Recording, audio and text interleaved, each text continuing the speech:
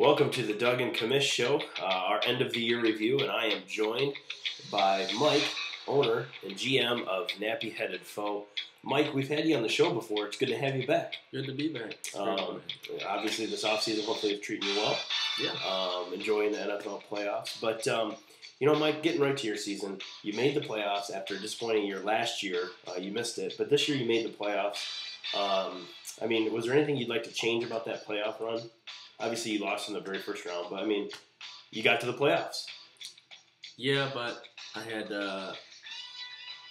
I made some disappointing moves, some disappointing trades. Mm-hmm. I got a couple guys injured at the beginning of the season. I kind of panicked. Mm-hmm. Made a couple trades I shouldn't have made in week 3 and 4, somewhere around there. And it cost me for the rest of the year. All right. Now, when you look at your season overall, what would you say was your biggest win that you had to kind of help your season along, maybe at the beginning, at the end, in the middle? What would you say was your biggest win? Well, this is a no-brainer. It's got to be against you.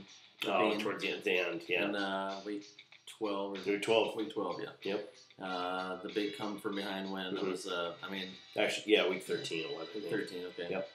Finley on Monday night. That was the biggest one of the year. Yeah. Very disappointing loss for me. But on that same note, what would you say was your worst loss or your most disappointing loss? This is a close one because I lost a heartbreaker to Hipples in week 12, I believe it was. We tied and he got the tiebreaker or something like that. Yep.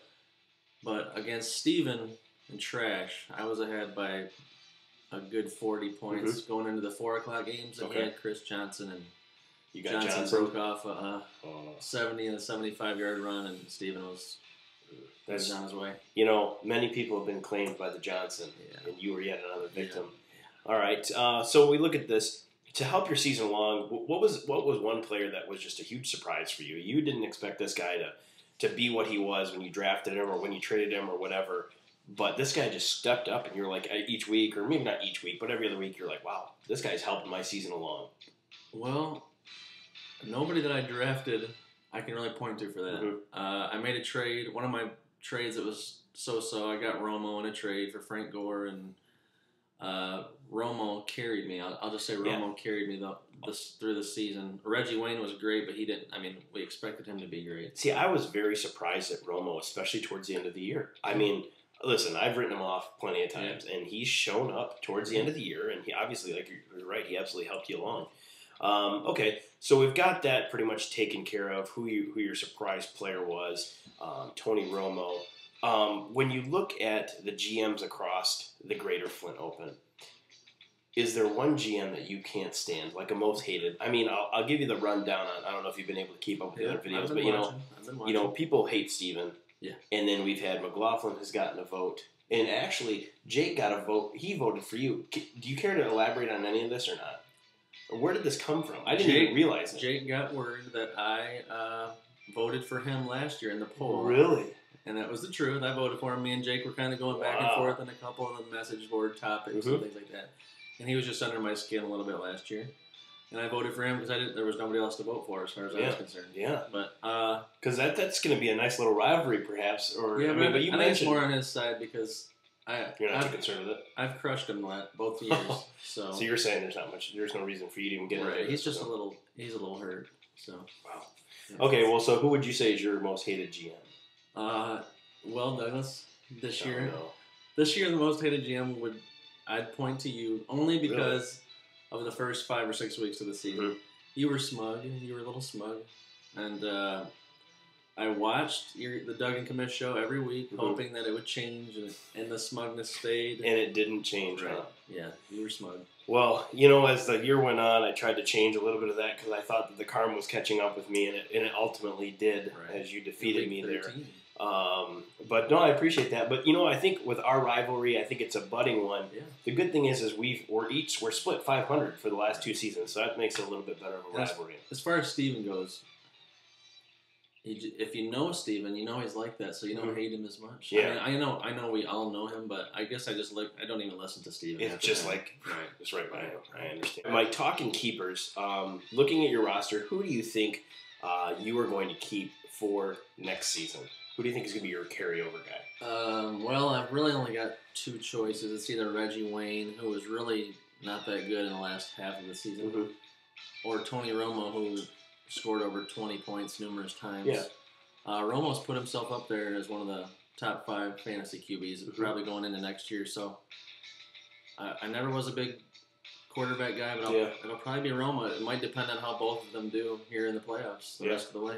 I guess we'll have to wait and see what happens. Obviously, good choices there, but maybe it's not like the Chris Johnson type choice. But no. We'll wait and see. No. All right. So, what is there any rule changes that you would like to see happen in the GFO? Like, I mean, we've discussed a lot of the keeper problems, and we've discussed a lot of the other situations. What is there any rule changes that you'd like to see? Well, I used to be a big proponent. Is that the right word? I think so. Proponent. Sure.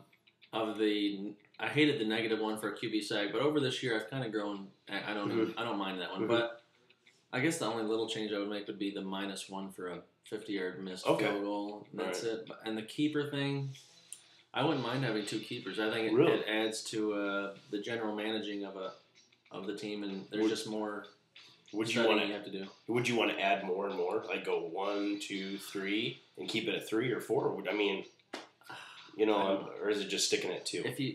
I think if you keep 2 keepers, the draft would still have some meaning. If you go to 3 and 4, then the draft is going to be meaningless. Yeah. Your first pick's going to be Tony Gonzalez or somebody like that. Well, in talking with the other GMs, it seems like people are kind of up in the air about the whole keeper thing because they like the whole having a fresh start, not having to worry about that, and having the draft mean something, and not starting the draft in the second round. See, if anybody would be a proponent of that, it should be me, because I think I have the worst keeper. I'm going to end up having the worst keeper, but I still I like the keeper. I like the keeper. Yeah. So.